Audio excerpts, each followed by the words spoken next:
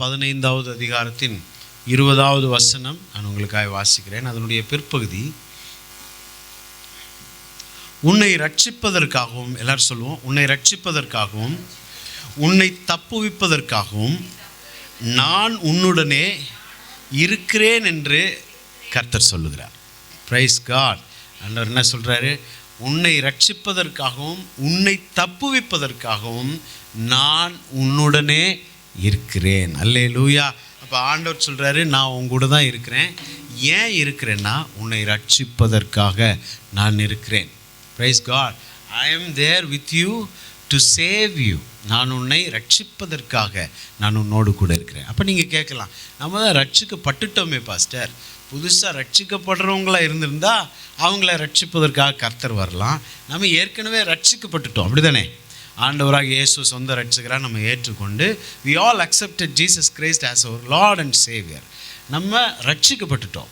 இப்போ நம்ம கேட்கலாம், நான் ரட்சிக்கப்பட்டுட்டேனே, ஆனால் இங்கே ஆண்டவர் என்ன சொன்னால், உன்னை ரட்சிப்பதற்காக நான் உன் கூட இருக்கிறேன் அப்படின்றார். அப்போ ரட்சிப்பு என்பது முடிந்து போன ஒன்றாகவும் இருக்கிறது, ஒரு தொடர் நிலையில் இருக்கக்கூடிய ஒன்றாகவும் இருக்கிறது.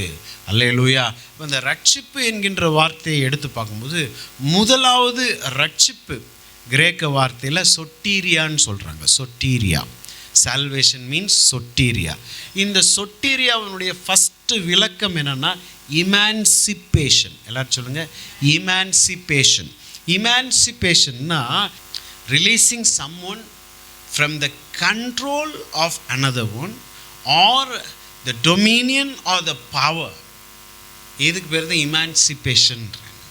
ஒரு ஆளை இன்னொருத்தவங்க கட்டுப்பாட்டுக்குள்ளே சிக்கி இருக்கக்கூடிய ஒரு ஆளை அவன் கட்டுப்பாட்டில் இருந்து அவனை விடுவிச்சு கொண்டு வருது.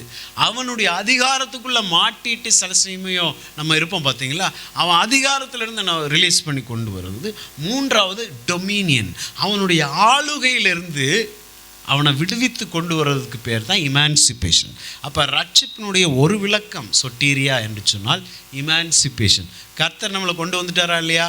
கண்டிப்பாக கொண்டு வந்துட்டார். இப்போ சாத்தானுடைய பிடியில் நம்ம கண்ட்ரோலில் நம்ம கிடையாது, விடுவிச்சிட்டாரு. ஏன்னா இயேசுவை ஏற்றுக்கொண்டு தேவனுடைய பிள்ளைகளாய் மாறி இருக்கிறோம். இரண்டாவது, அவனுடைய பவரில் நம்ம இல்லை, அவன் அதிகாரத்தில் இல்லை, நம்ம தேவனுடைய அதிகாரத்தினாலே இயங்குகிறோம். மூன்றாவது, அவனுடைய அவனுக்குள்ள டொமினியனுக்கு கீழே நம்ம இல்லை, அவனுடைய ஆளுகைக்கு கீழே நம்ம இல்லை. Price God.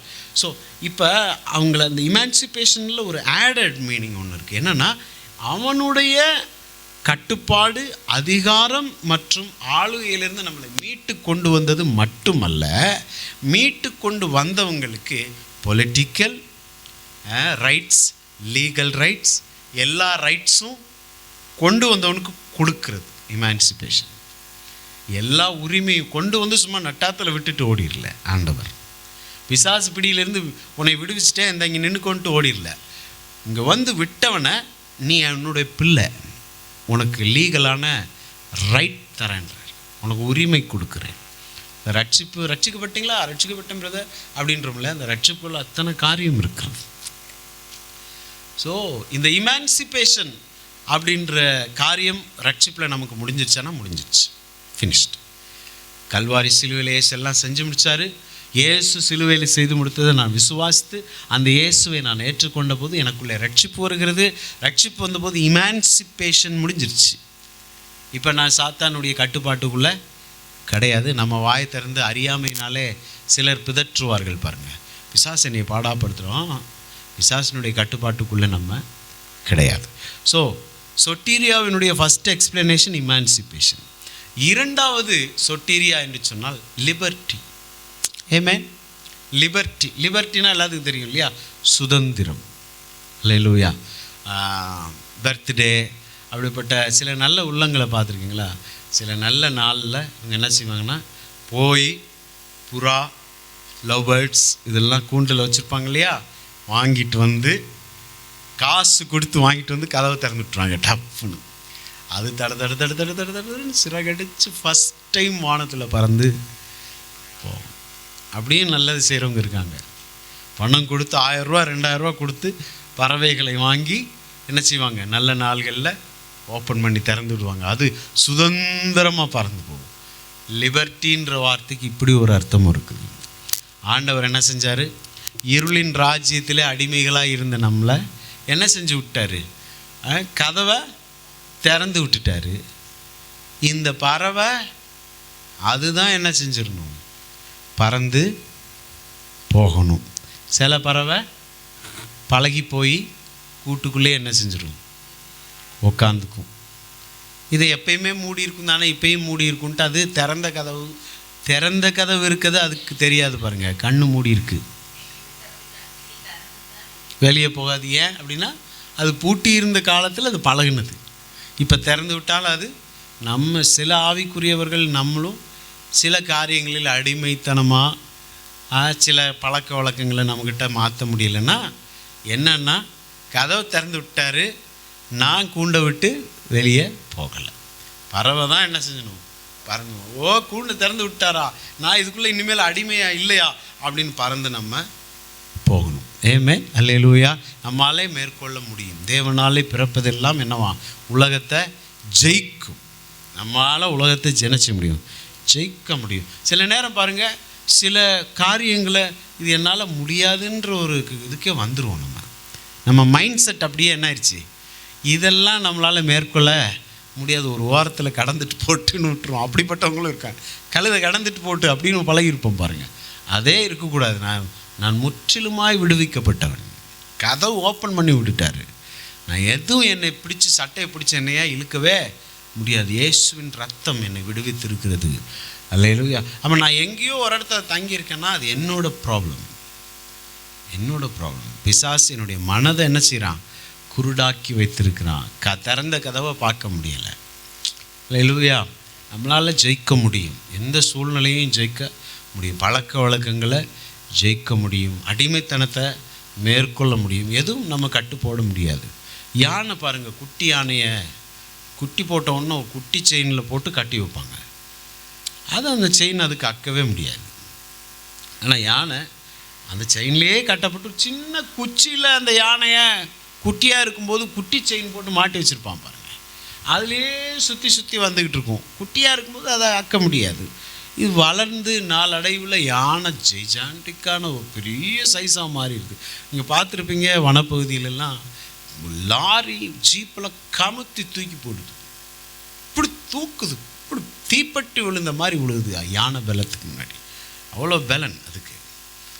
அதெல்லாம் யூடியூப்பில் போய் பாருங்களேன், என்னென்னா அது அட்ராசிட்டி பண்ணிகிட்ருக்கு காட்டுக்குள்ளேன்றது உங்களுக்கு.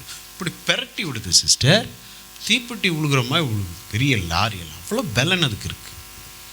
இரும்பு அந்த இந்த செவரை ஏதோ ஒரு வீடியோவில் பார்க்குறோம், ஒரு இந்த செவரை தள்ளு அப்படியே உடஞ்சி சுக்குநூறாக போகுது. யானைக்கு அவ்வளோ பலன் இருக்குது. ஆனால் இந்த கட்டி போட்ட இந்த யானை இருக்குது பார்த்தீங்களா, அது பெருசாக வளர்ந்துருச்சு, செயின் சைஸ் மாறல, குச்சியும் மாறல.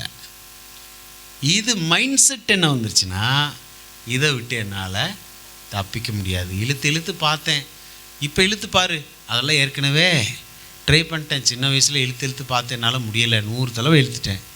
இப்போவா முடிய போகுது? அது சின்ன வயசுப்பா, இப்போ நீ ஆளை வேற, உன் உருவம் வேற, உன் அமைப்பு வேற, உன்னால் முடியும். நிறைய நம்மில் அநேகர் அப்படி தான். நம்ம சில அந்த மாதிரி தான் சுற்றிக்கிட்டே தெரியும். நம்ம பெரிய உலகத்தில் இருக்கிறவனிலும் உங்களுக்குள் இருக்கிறவர் எவ்வளோ பெரிய கர்த்தரை கூட வச்சுக்கிட்டு இன்னும் இந்த யானையை மாதிரி தான் சுற்றிக்கிட்டே, இது முடியாது, இதனால் முடியாது, இது முடியாது, கலந்து கடந்துட்டு போகுது ஒரு ஓரத்தில்ன்ட்டு விட்டுக்கிட்டு காம்ப்ரமைஸ் ஆகிறோம். ப்ரைஸ் கார்டு அப்படி கிடையாது. ரட்சிப்பு நமக்கு இரண்டாவது தந்த அனுகூலம் என்னென்னா லிபர்ட்டி. முதலாவது என்ன சொன்னேன்? இமான்சிபேஷன். இரண்டாவது லிபர்ட்டி. அல்லேலூயா. இந்த லிபர்ட்டி முடிஞ்சிருச்சா அப்படின்னு கேட்டால் முடிஞ்சிருச்சு. இந்த ரட்சிப்பில் கதவை திறந்து விட்டுட்டாரான்னு கேட்டால் கதவை திறந்து விட்டுட்டார். அல்லேலூயா. பறந்து போக வேண்டியதும் அங்கே உட்கார்ந்து இருக்கிறதும் நம்முடைய பொறுப்பு. மூன்றாவது இந்த சொட்டீரியா என்று சொல்லக்கூடிய இந்த ரட்சிப்பு தருகிறது ப்ரிசர்வேஷன். என்னது? ப்ரிசர்வேஷன். ஆமாம், பாதுகாக்கிறது. ப்ரிசர்வேஷனுக்கான அர்த்தம் பதப்படுத்துது, பாதுகாக்குது.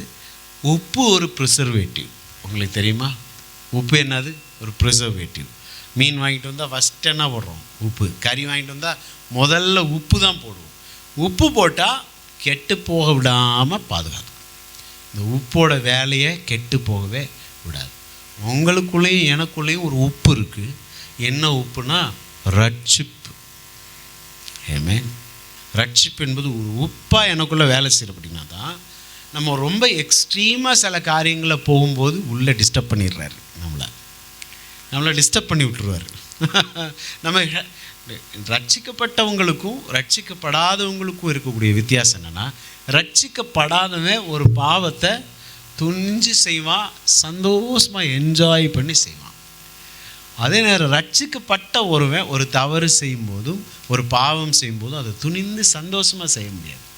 ஒருவேளை அவன் செய்வான், ஆனால் அவங்களுக்குள்ள டிஸ்டர்ப் பண்ணிடுவார் ஆவியானவர். நீ யார், நீ என்ஜாய் பண்ணவே முடியாது. ஒரு பாவத்தை என்ஜாய் பண்ண முடியாது, உள்ளே டிஸ்டர்ப் ஆகிட்டே இருக்கும். காரணம் இந்த ரட்சிப்பு. இது உள்ளே இருந்து நமக்குள்ளே வேலை. அப்போ ஃபஸ்ட்டு 2 சொன்ன 2 காரியம் முடிஞ்சு போச்சு. Emancipation done deal, liberty done deal. இந்த ப்ரிசர்வேஷன் அப்படின்ற இந்த இது இப்பையும் கண்டினியூ ஆகிக்கிட்டே தான் இருக்குது. விடவே மாட்டார் ஆண்டவர். ஒரு ஒரு ஒரு லெவலுக்கு கீழே போக விட மாட்டார், டிஸ்டர்ப் பண்ணிடுவார். நம்ம உடனே ஓகே நான் செஞ்சது தப்பு தான், ஆண்டவர்கிட்ட திரும்ப திரும்ப வரைச்சிட்டே இருப்பார். இது ஆவியானவர் பண்ணுற வேலை. சில சமயம் பாருங்கள், நம்ம நியாயத்தை நிலைநாட்டிடுவோம். சண்டைகளில் பாருங்களேன், நம்ம நல்லா பேசியிருப்போம், சண்டை போட்டுப்போம் பாருங்கள், சுற்றி இருக்கவங்களாம் பேசியிருப்போம் பாருங்கள். ஒரு கட்டத்துக்கு வரும்போது தனியாக நிறுத்தி நம்மளை லாக் பண்ணிடுவார். ஏன் நீ கொஞ்சம் அமைதியாக போயிருந்தா என்னன்னு நம்மக்கிட்டே கேட்பார். அப்படியே உடஞ்சிருவோம் நம்ம. நீ வாய வச்சுட்டு போயிருந்தா இவ்வளோ பிரச்சனை வந்திருக்காதுல்ல, நீ ஏன் இப்படி பண்ண அப்படின்னு கேட்பார். அப்போ நம்ம மனசு ஆண்டவரே நான் செஞ்சது தப்பு தான் அப்படின்னும் போது ஒரு ரீஃப்ரெஷ்னஸ் வருது. அல்லேலூயா, பிரைஸ் காட். அப்போ இந்த ரட்சிப்பு, நான் உன்னை ரட்சிப்பதற்காக உன்னோடு கூட இருக்கிறேன்னு இப்போ வசனம் வாஸ்தவம். ரட்சிப்பதற்காகவும் தப்புவிப்பதற்காகவும் நான் உன் கூட இருக்கிறேன் அப்படின்றாரு. அப்போ ரட்சிப்பதற்காக கர்த்தர் நம்ம கூட இருக்கிறார். இந்த ரட்சிப்பு கண்டினியூ ஆகிக்கிட்டே இருக்குது. எப்படி கண்டினியூ ஆகிட்டே இருக்குன்னா, நம்மளை ஒருபோதும் ஆண்டவர் அவரை விட்டு விடவே மாட்டார். அவர் அன்பு நம்மளை விட திரும்ப திரும்ப தாங்கி தாங்கி பிடிச்சிக்கிட்டே இருக்கு. நீங்கள் ஏசாயால வாசித்தீங்கன்னா பரிசுத்த ஆவியானவரை குறித்து சொல்லும்போது, வழி இதுவே வழி இதுவே என்று உங்கள் காதுகளில் கேட்கும் சத்தம் கேட்குமா. நம்ம காதுகள் வழி இதுவே வழி இதுவே. அது நான் நல்லா யோசித்து பார்க்குறேன் பாருங்கள். அது ஒரு ஆண்டவரோட ஒரு GPS. Amen. GPS. Isaiah chapter 30 and verse 21 வாசிக்கிறேன். நீங்கள் வலதுபுறமாய் சாயும் போதும் நீங்கள் இடதுபுறமாய் சாயும் போதும் வழி இதுவே, இதிலே நடவுங்கள் என்று உங்கள் பின்னாலே சொல்லும் வார்த்தையை உங்கள் காதுகள் கேட்கும். என்னன்னா, இதை வாசிக்கும் போதெல்லாம் எனக்கு இந்த ஜாபம் தான் வரும். ஒரு ஜிபிஎஸ் போடுறோம், கூகுள் மேப் போட்டு கார் எடுத்துட்டேன். இப்போ கார் எடுத்துகிட்டு நான் போயிட்டுருக்கும்போது அது சொல்லும் 500 மீட்டரில் லெஃப்ட்டு திரும்புன்னு. நான் 500 மீட்டர் தாண்டி 1000 மீட்டர் போயிட்டேன். அது திரும்ப ரீலொக்கேட் பண்ணும். 1000 மீட்டர் போயிட்டேன் நான், திரும்ப ரீலொக்கேட் பண்ணும். இன்னும் கொஞ்சம் தூரம் போய் லெஃப்ட் எடு அப்படின்னு, அதையும் தாண்டி போயிட்டேன். திரும்பவும் சொல்லும் ரீலொக்கேட் பண்ணும். திரும்ப in 500 metres turn left, take left அப்படின்னு சொல்லிக்கிட்டே இருக்கும். திரும்ப திரும்ப அது சொல்கிறத கேட்காமையே நான் போயிட்டுருக்கேன். அந்த கூகுள் மேப்பில் இருக்க பொம்பளை என்னை பார்த்து, you idiot, how many times I'm telling you to turn left but still you are going straight. முட்டாளே, ஏன் நேராகவே போயிட்டுருக்கேன், எத்தனை தடவை உன்ட்ட சொல்லிகிட்ருக்கேன் அப்படின்னு ஒரு நாளும் சொல்லாது. ஒரு நாளும் சொல்லாது. அப்படி யாராச்சும் கூகுள் மேப்பில் திட்டு வாங்கினவங்க யாராச்சும் இருக்காங்களா இங்கே? எவ்வளவு தூரம் நீங்கள் கேட்காம, காது கேட்காம அது சொல்லிட்டே இருக்கட்டும்.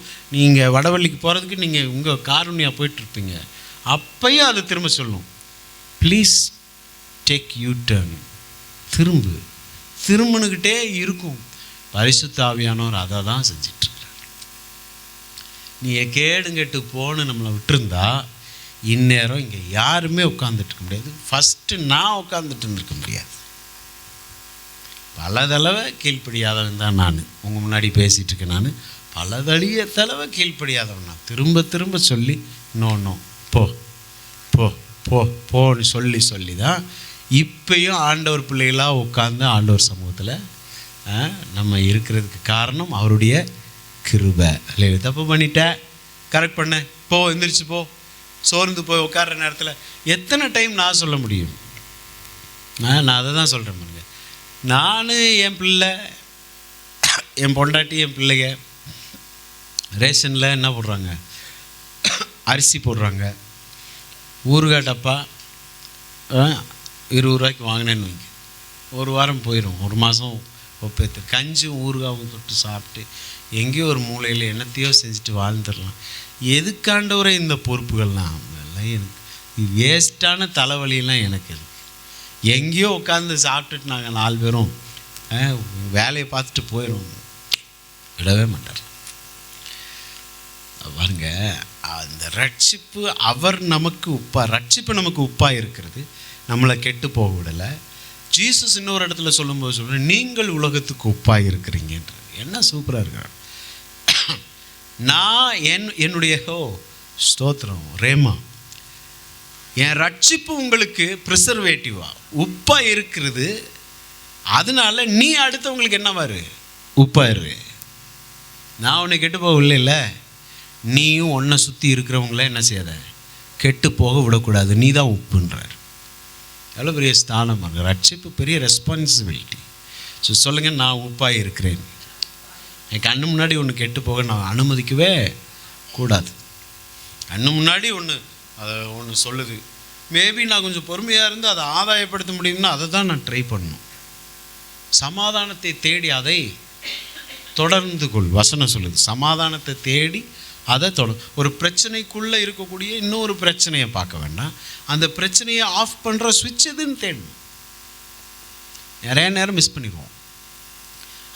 அதை மிஸ் பண்ணி போயிட்டே அப்படின்னு தட்டுக்கிட்டு பிரச்சனை ஓவராயிரும் இல்லையா? வைஸ்கார் நாம் இந்த உலகத்துக்கு என்னவா இருக்கோம்? ஸோ ஆண்டவர் இயேசு என்ன சொல்கிறாரு, நான் உன்னை ரட்சிப்பதற்காக உன்னோடு கூட இருக்கிறேன். இரண்டாவது என்னவா, உன்னை தப்புவிப்பதற்காக. எல்லோரும் சொல்லுங்கள், என்னை தப்புவிப்பதற்காக கர்த்தர் என்னோடு கூட இருக்கிறார். நிறையா காரியங்களை பார்க்க முடியும். Price God. தப்புவிக்கிறது என்று சொல்லும்போது சாத்ராக் மேஷாக் ஆபேத்நேகோவை அக்கினியிலிருந்து தப்புவித்தவர் நம்ம கூட இருக்கிறார். ஆமென். தானியேலை சிங்கங்களின் வாய்க்கு தப்புவித்தவர், சிங்கங்களின் வாயை கட்டி போட்டவர் நம்ம கூட இருக்கிறார். அல்லேலூயா சொல்லுவோமா? நீங்கள்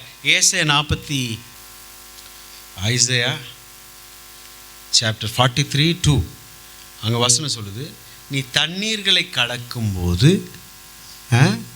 நான் உன்னோடு கூட இருக்கிறேன். நீ ஆறுகளை கடக்கும்போது அவைகள் உன்மேல் புரளுவது இல்லை.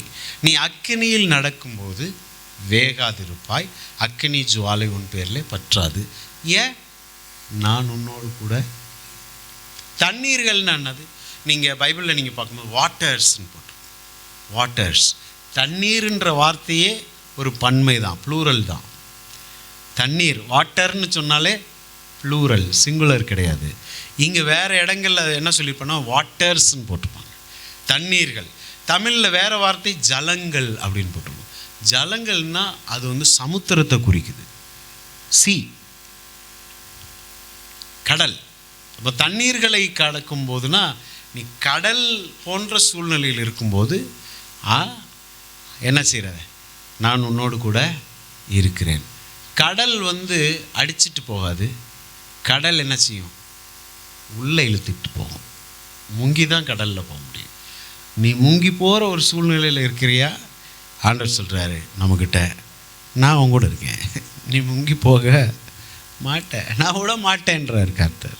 சொல்லுங்கள், நான் மூழ்கி போவதில்லை, கர்த்தர் என்னோடு கூட என்னை தப்புவிக்கும்படியாக இருக்கிறார்.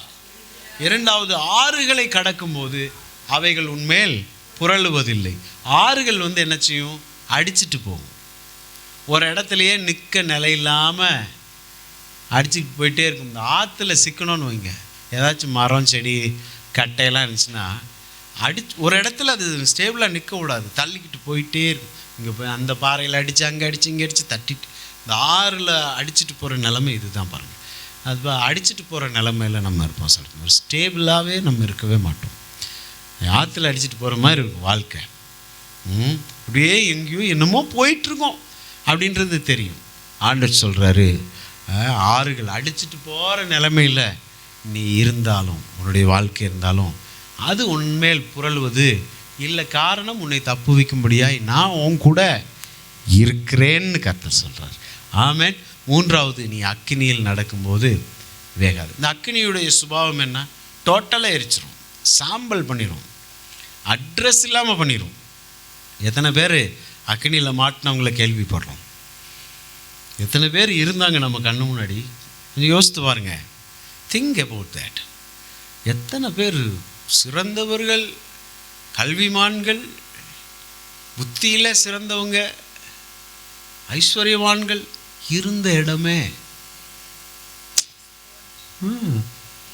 ஆமாம், நீங்கள் சங்கீதம் 103 நீங்கள் கீழே வாசிங்க. மனுஷனுடைய வாழ்க்கை புல்லுக்கு ஒப்பாய் இருக்கிறது, வெளியின் புஷ்பத்தை போல் பூக்கிறான், காற்று அதன் மேல் வீசின உடனே அது இல்லாமல் போயிற்று, அதோட நின்றல, அது இருந்த இடமும் இனி அதை அறியாது.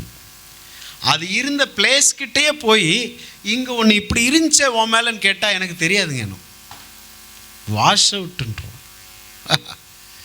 அதான் அக்கினி. அக்கினி அனுபவம்னா இதுதான் பாருங்கள். அக்கினி உன் மேலே என்ன செய்யாது?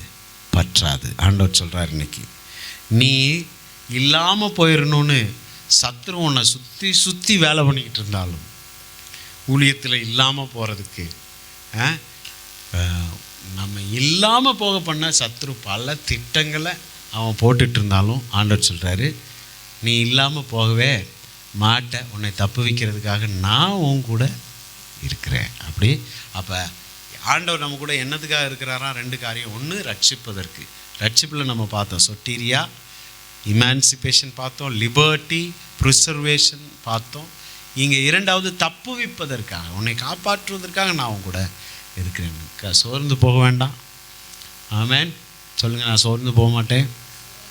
கர்த்தர் என்னோடு கூட இருக்கிறார். நான் தனியாக இல்லை, என் கூட கர்த்தர் இருக்கிறார். என்னை ரட்சிப்பதற்காகவும் என்னை தப்புவிப்பதற்காகவும் என் கர்த்தர் என்னோடு கூட இருக்கிறார். ஆமென், ஆமென். நாம் ஜெபிப்போம். Praise God. அன்புள்ள பிதாவே, இந்த காலை வேளைக்காய் நாங்கள் நன்றியோடு நாங்கள் துதிக்கிறோம்.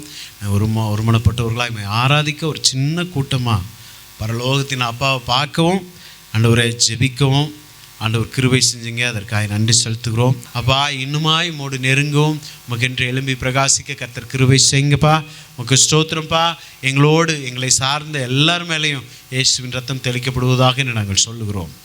எங்களுடைய உற்றார்கள், உறவினர்கள், எங்கள் நண்பர்கள் எல்லார் மேலேயும் ஆண்டவரே உங்கள் நாமம் பலத்த துருகம், நீதிமான் அதற்குள் ஓடி சுகமாக இருப்பான்னு சொல்லியிருக்கீங்களே.